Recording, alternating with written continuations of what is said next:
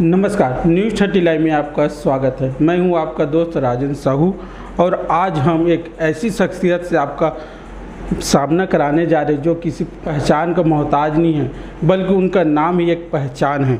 जी हाँ, हम बात करने जा रहे हैं अंकित गौरहा जी का, जो अपने काबिलियत के दम पर आज बतौर जिला पंचायत सभापति कार्यरत है और उनके कर्मठ स्वभाव के कारण उन्हें कांग्रेस महासचिव का पद दिया गया है। तो गौरहा जी, आपका हमारे चैनल में बहुत बहुत स्वागत है। तो पहले हमें आप ये बताइए कि आपका जिला पंचायत सभापति बनने का सफ़र कैसा रहा और आपको किन किन परिस्थितियों से जूझना पड़ा? राजनीति में आने का मुख्य रूप से जो मेरे पिताजी थे स्वर्गीय नारायण प्रसाद गौरहा जी, और मैं छोटा था तो मैं हमेशा ये देखा करता था, क्योंकि वो भी राजनीति में थे, कांग्रेस के पूर्व मंडी अध्यक्ष रहे बिलासपुर। तो मैंने हमेशा देखा कि काफ़ी लोग उनसे मिलने आते थे, उनसे सहयोग मांगने आते थे, और जब भी ग्रामीण क्षेत्र में या खुद मेरे गांव में किसी प्रकार की कोई समस्या होती थी तो उनसे सहयोग की अपेक्षा से मिलने आते थे। तो एक सहयोग की भावना और मदद की भावना, ये तो बचपन से ही मैंने अपने घर में, परिवार में हमेशा देखा था।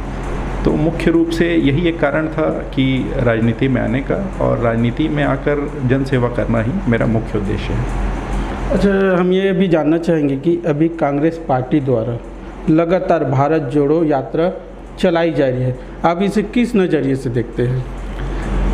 लगातार हम देख रहे हैं कि पिछले लगभग 8 वर्षों से माननीय मोदी जी की और भारतीय जनता पार्टी की सरकार हमारे देश में है, और इनके द्वारा लगातार कहीं ना कहीं धार्मिक भावना को और देश की अखंडता और एकता को नुकसान पहुंचाने का काम लगातार किया जा रहा है।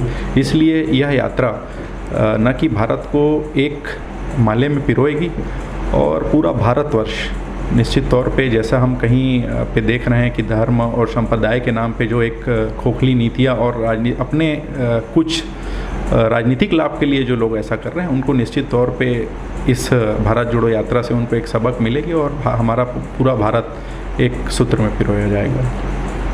अच्छा, कई लोगों का ये कहना है कि अभी जो भारत जोड़ो यात्रा चलाई जा रही है, क्या उनके मन में एक शंका है कि क्या यह एक राजनीतिक कारण है कि वाकई में कांग्रेस पार्टी चाहती है कि ज़मीनी स्तर पर लोगों से जुड़ सके? इस पर आप क्या कहेंगे? कांग्रेस की मुख्य विचारधारा है वह पूर्ण रूप से संविधान पर ही आधारित है, और हमारा संविधान ही यह कहता है कि हमारा पूरा भारत देश एक है, यहाँ सभी लोगों को समान अधिकार और सभी को अपना धर्म अपनाने की स्वतंत्रता है।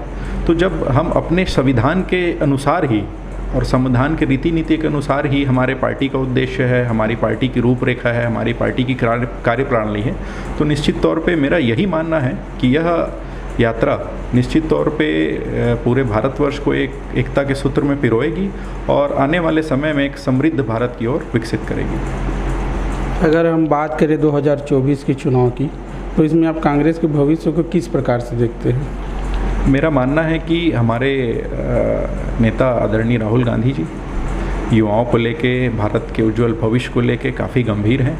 वह लगातार इस दिशा में प्रयास कर रहे हैं, और पूर्व में भी जो हमारी योजनाएं थी, चाहे आप ले लीजिए खाद्यान्न योजना, जो हमारे सरकार में ही सूचना के अधिकार की, आधार कार्ड की, ये बहुत महत्वपूर्ण योजनाएं थी जो हमारे सरकार ने ही लागू की, और आज इन्हीं योजना के आधार पे यह जो वर्तमान की सरकार है वो काम कर रही है। हमारे जो दर्शक उन्हें एक बार फिर हम बता दें कि हमारे बीच में बिलासपुर जिला पंचायत सभापति अंकित गौरहा जी मौजूद है, और उनसे हम चर्चा कर रहे थे और उनकी ज़िंदगी के बारे में कुछ और जानने की कोशिश करेंगे। इसी कड़ी में आइए उनसे हम कुछ और चर्चा करते हैं। हम ये बताइए कि सभापति बनने से पहले की ज़िंदगी और सभापति बनने के बाद की ज़िंदगी में क्या अंतर देखते हैं?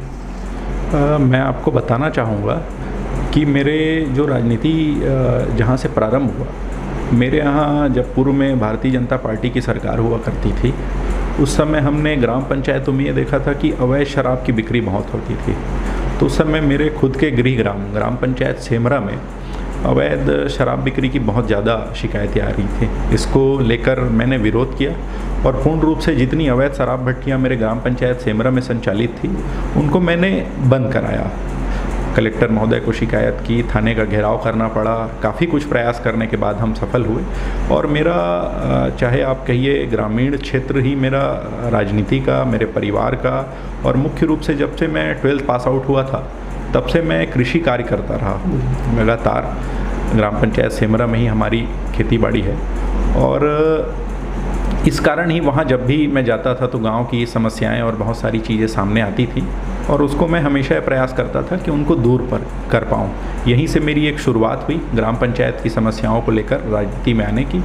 इसके बाद 2008 में जब वाणी राव जी ने महापौर का चुनाव लड़ा, उस समय मैंने उनके चुनाव में काम किया और वो जीत कर भी आई। उसके बाद मुझे जिला कांग्रेस कमेटी में उपाध्यक्ष का दायित्व मिला। उस दायित्व को मैंने लगभग 6 महीने ही निर्वहन कर पाया था कि हमारे राहुल गांधी जी ने एक चुनाव की प्रक्रिया ले आई यूथ कांग्रेस में कि नेता बनो, नेता चुनो, ऐसा एक उसका वर्जन था। और 2009 में लगभग युवा कांग्रेस का चुनाव हुआ छत्तीसगढ़ प्रदेश में। उसमें मैं बेलतरा विधानसभा क्षेत्र से युवा कांग्रेस अध्यक्ष के पद के लिए प्रत्याशी बना और चुनाव जीत कर आया। और युवा कांग्रेस अध्यक्ष बनने के बाद लगातार युवाओं को साथ लेकर मैंने बेलतरा विधानसभा क्षेत्र में गरीबों की लड़ाई, आम जनता की लड़ाई, चाहे छोटी से छोटी समस्या हो, और मुख्य रूप से युवाओं को लेकर, क्योंकि मैं खुद युवा था इसलिए युवा साथी मुझसे बहुत ज़्यादा जुड़े थे। चाहे वो क्रिकेट का आयोजन हो, चाहे दुर्गा पूजा का आयोजन हो, गणेश पूजा का आयोजन हो। और मुझे इस बात की खुशी भी होती थी कि युवा इन सब सामूहिक आयोजन में भाग लेते हैं, क्योंकि यही शिक्षा हमारी आने वाली पीढ़ी को मिलनी चाहिए। और जब युवा अपना दायित्व निभा पाएंगे तभी ये हमारी जो संस्कृति है आगे आने वाली पीढ़ी को मिलते जाएगी और हमारी संस्कृति का विकास होगा और आने वाली पीढ़ी इनको जान पाएगी। इसके बाद फिर 2013 में युवा कांग्रेस का दोबारा फिर पुनः चुनाव हुआ। तब भी मुझे युवा कांग्रेस में फिर मैं चुनाव लड़ा और बेलतरा विधानसभा के युवा कांग्रेस के अध्यक्ष पद पर फिर चुना गया। और उसके बाद लगातार काम करता रहा। और उसके बाद बीच में कहना चाहिए 2016 में जब कुछ नियुक्तियां हुई तब मुझे प्रमोट करके युवा कांग्रेस का प्रदेश सचिव बनाया गया और मुंगेली ज़िले का प्रभारी बनाया गया। वहाँ मैंने संगठन के लिए बहुत अच्छा काम किया। जब अभी माननीय मोहन मरकाम जी के नेतृत्व में प्रदेश कांग्रेस कमेटी में सदस्यता ग्रहण कराने का विस्तार हुआ, उसमें मैंने मेहनत करके लगभग मुंगेली ज़िले में 5,000 से अधिक सदस्य हम सब ने मिलजुल कर बनाए। तो मुंगेली में भी मेरा कार्यकाल बहुत अच्छा रहा।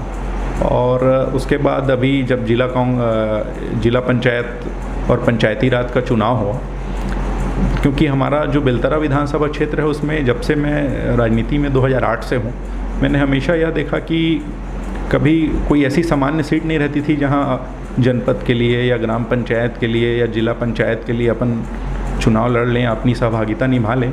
तो इस बार बेलतरा विधानसभा की 8 पंचायत और मस्तूरी विधानसभा क्षेत्र के 4 पंचायत और बिल्हा के 9 पंचायत, इनको मिलाकर जिला पंचायत क्षेत्र क्रमांक 3 बनता है, जो पूर्ण रूप से सामान्य वर्ग के लिए इस बार आरक्षित था। तो इस चुनाव में मैंने चुनाव लड़ा और उस समय एक बहुत गंभीर दुर्घटना हो गई। रायपुर से वापसी के समय मेरे बड़े भैया थे, मेरा बेटा था, मेरे यहाँ माता जी थी, मेरी पत्नी थी। गाड़ी की दुर्घटना हो गई जिसमें मेरे यहाँ माता जी का स्वर्गवास हो गया। लगभग चुनाव के मतदान को 10 दिन बचे थे। तो उस दिन उस दुर्घटना के बाद मैं चुनाव में नहीं जा पाया या किसी दिन चुनाव प्रचार के लिए नहीं निकल पाया, क्योंकि उस समय मेरी मानसिक और शारीरिक स्थिति ऐसी नहीं थी कि मैं घर से निकल पाता और चुनाव प्रचार कर पाता। फिर भी मेरे अपने सभी सहयोगियों ने पूर्ण रूप से आम जनता से जुड़े रहें, लगातार चुनाव प्रचार करते रहें, जिसके फलस्वरूप मुझे इस चुनाव में भी जीत प्राप्त हुई। और उसके बाद मैं आप सबके बीच जिला पंचायत क्षेत्र क्रमांक 3 से जिला पंचायत सदस्य के बतौर निर्वाचित हुआ। लोगों का प्रेम आपको मिलता ही रहा। उसके बाद जिला पंचायत में सभापति का दायित्व मिला स्वास्थ्य एवं परिवार कल्याण विभाग का, और इसमें कोविड के समय हमने बहुत काम किया और बहुत अपनों की मदद कर पाए, क्योंकि कहीं ना कहीं उस विभाग के सभापति होने के नाते स्वास्थ्य विभाग के लोग बातों को सुनते हैं और मदद मिलती है। इसलिए चाहे दवाई हो, इंजेक्शन हो, लोगों को एडमिट कराने की बात हो, तो इस सब में हमने बहुत प्रयास किया और बहुत लोगों की मदद की, और वह यह इसीलिए संभव हो पाया अगर हम बतौर सभापति आपका कार्यकाल देखें जी, तो बतौर सभापति आप किन किन दायित्वों का निर्वाह कर रहे हैं अभी? मैं आपको बताना चाहूँगा कि ग्रामीण क्षेत्र में जितनी भी योजनाएं संचालित होती हैं वह पूर्ण रूप से लगभग पंचायत के ही माध्यम से होती हैं। चाहे अगर हमको किसी व्यक्ति को, जैसे एक बहुत छोटी सी समस्या बता रहा हूँ, किसी का राशन कार्ड बनवाना है, किसी को पेंशन का लाभ दिलाना है, अगर गांव में कहीं समस्या है कि कहीं विद्युत आपूर्ति ठीक से नहीं हो रही, कहीं की सड़क ख़राब है, कहीं ट्रांसफार्मर ख़राब है, तो ये जो छोटी छोटी समस्याएं हैं, अगर आप सक्रिय होकर काम करेंगे, सरपंचों के और ग्रामवासियों के संपर्क में रहेंगे, तो निश्चित तौर पे आपको ऐसी जानकारी मिलती है। और मुझे लगातार ऐसी जानकारी मिलती रही और इन समस्याओं का तो मैंने समाधान किया ही किया है। साथ ही मेरे निर्वाचन क्षेत्र में मैंने नंगोई, बैमा, पौंसरा, उर्तुम, इन सभी जगह पे मुक्तिधाम तक नहीं थे। जैसे पिछले 15 सालों में हम देखते हैं कि भाजपा ने इतना विकास किया, तो मुझे लगता है उन्होंने सिर्फ कागजों में ही विकास किया, क्योंकि वास्तविकता की स्थिति कुछ और ही है जो मैंने अपने निर्वाचन क्षेत्र में देखी है। तो पौंसरा में मुक्तिधाम की स्वीकृति हो, नाली की स्वीकृति हो, सीसी रोड की स्वीकृति हो, ग्राम पंचायत बैमा में भी इसी प्रकार हमने मुक्तिधाम, नाली, सीसी रोड, ग्राम पंचायत नगोई में भी मुक्तिधाम की स्वीकृति, नाली की स्वीकृति, सीसी रोड की स्वीकृति, और इसी प्रकार बिल्हा क्षेत्र में भी ग्राम पंचायत हरदी कला में, और आपके ग्राम पंचायत कोरमी में, और ग्राम पंचायत बसिया में भी नाली की स्वीकृति हो चुकी है। और मेरा लगातार यह प्रयास है और आगे एक मेरी मुहिम है, क्योंकि मैं जब कभी भी किसी गांव में जाता हूं तो मैं सबसे पहली और प्राथमिक शिकायत होती है राशन कार्ड की।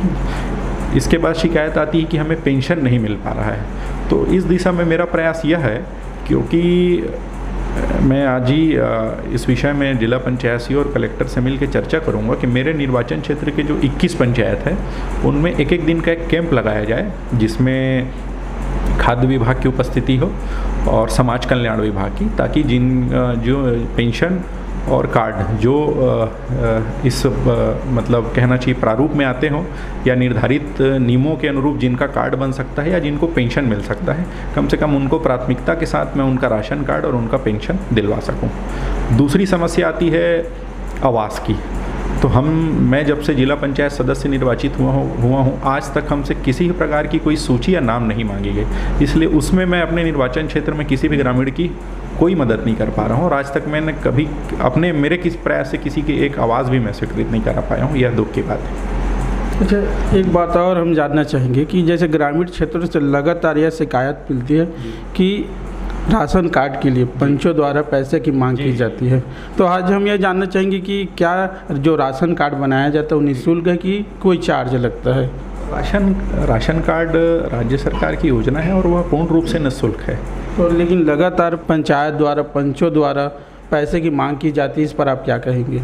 यह बहुत ही गंभीर शिकायत है, और अगर ऐसी शिकायत मिलती है तो उस पंच या सरपंच के ऊपर निश्चित तौर पे कार्रवाई की जानी चाहिए। और मेरा जो यह कैंप लगाने का प्रयास भी इसीलिए है ताकि वहाँ प्रत्यक्ष रूप से विभाग के लोग रहेंगे। अगर वो निर्धारित नियमों के अनुरूप उसको कार्ड दे सकते हैं, पेंशन का लाभ दे सकते हैं, तो निःशुल्क हम प्रयास करेंगे कि उसको यह लाभ ग्रामीण को मिलना चाहिए। आपके जो संबंधित ग्रामीण हैं उनमें किन किन कार्यों को किया जा रहा है जिससे ग्रामीणों को सीधा सीधा लाभ मिल सके? मैंने इससे पूर्व में भी आपको जानकारी दी कि मुख्य रूप से तो सभी ग्राम पंचायतों में यही समस्याएं सामने आती हैं, राशन कार्ड को लेकर, पेंशन को लेकर, और बहुत ज़्यादा आवास संबंधित मांगे आती हैं। लेकिन इसके साथ ही जो विकास की मुख्य चीज़ें हैं, जैसे ग्राम पंचायत में हैंडपंप उत्खनन की बहुत ज़्यादा मांग रहती है। इसके साथ ही सीसी रोड की मांग बहुत ज़्यादा रहती है, क्योंकि वह कहीं भी पहुंचने का साधन उससे सुगम और सरलता से कहीं भी पहुंचा जा सकता है। और आज भी ग्रामीण क्षेत्रों में बहुत सी जगह ऐसी है जहां पे सड़कें नहीं हैं, और मैं जब भी ग्राम पंचायतों में जाता हूं तो यह देखता हूं कि पानी भरा हुआ है या कीचड़ है। तो इससे संबंधित भी बहुत सारी शिकायतें लगातार आती हैं, सड़क से संबंधित भी। कहीं जगह ऐसी भी स्थिति थी, जब मैं जिला पंचायत सदस्य बना तो मैंने देखा कि बरसात के समय में बिना मुक्तिधाम के लोगों को क्रियाकर्म करना पड़ रहा था, शवदाह करना पड़ रहा था। तो जहाँ जहाँ मैंने देखा अनिवार्य रूप से एक भी मुक्तिधाम की उपलब्धता नहीं थी, वहाँ मैंने सबसे पहले प्रयास ये किया कि एक कम से कम मुक्तिधाम हो जाए, ताकि क्रियाकर्म या अंतोष्टि का जो कार्य है वह आसानी से हो सके। अगर हम जैसे बात करें कि अगर लोगों की शिकायत है ग्राम पंचायत में किसी भी समस्याओं को लेकर और उस समस्या का समाधान नहीं हो पा रहा है तो उन्हें कहाँ अपील करना चाहिए जिससे उन्हें उनकी समस्याओं का समाधान हो सके? निश्चित तौर पे मेरा यह मानना है कि ग्राम पंचायत का सरपंच ही ग्राम का मुखिया होता है। तो अगर ग्राम पंचायत में कोई गंभीर समस्या है या जिसका वह समाधान सरपंच अपने स्तर पर कर सकता है तो मेरे हिसाब से तो सबसे पहले हमें सरपंच को ही अवगत कराना चाहिए। अगर उसके बावजूद उस समस्या का निराकरण नहीं हो रहा है, इस स्थिति में वो जनपद सदस्य को सूचना दे सकते हैं, जिला पंचायत सदस्यों को सूचना दे सकते हैं। अगर उनके अधिकार क्षेत्र का विषय है तो मेरा मानना है कि निश्चित तौर पे वह इसका निराकरण कराएंगे। अगर इसके बाद भी समस्या का समाधान नहीं होता है तो जनपद में मुख्य कार्यपालन अधिकारी हैं, जिला पंचायत में मुख्य कार्यपालन अधिकारी है, और इस स्थिति में भी अगर समस्या का समाधान नहीं हो पाता है तो कलेक्टर से या फिर माननीय विभागीय मंत्री से मिलकर भी वो अपने समस्या के समाधान के लिए मांग रख सकते हैं। अच्छा, ग्राम पंचायत में कार्य की पारदर्शिता को लेकर आप क्या कहना चाहेंगे? मैंने देखा है कि अपने कार्यकाल में और पूर्व के भी कार्यकाल में कि लगभग बहुत सी अनियमितताओं की शिकायत आती है सरपंचों के विरुद्ध में, और मैंने लगातार देखा है जैसे कुछ दिन पूर्व ही अभी ग्राम पंचायत महमंद का ही विषय है, वहाँ स्थानीय सरपंच ने ही जानकारी दी कि सचिव के द्वारा खाते से 10 लाख रुपए की राशि का हरण कर लिया गया है। और इस विषय में सामान्य सभा की बैठक में मैंने जांच के लिए आदेशित करवाया और जांच हुआ तो लगभग 21 लाख की अनियमितता सामने आई है। तो कुछ ऐसे पंचायत प्रतिनिधि भी हैं, कुछ पंचायत के ऐसे सचिव भी हैं जो पंचायत की राशि का, चाहे वो 14वें वित्त की राशि हो, 15वें वित्त की राशि हो, मूलभूत की राशि हो या किसी मद से स्वीकृत कोई राशि हो, इसका दुरुपयोग करते हैं और इसकी शिकायतें लगातार मिलते रहती हैं। अच्छा, अभी जैसे आपको कांग्रेस पार्टी द्वारा प्रदेश महासचिव का कार्यभार दिया गया है, आप इसे किस रूप में लेते हैं?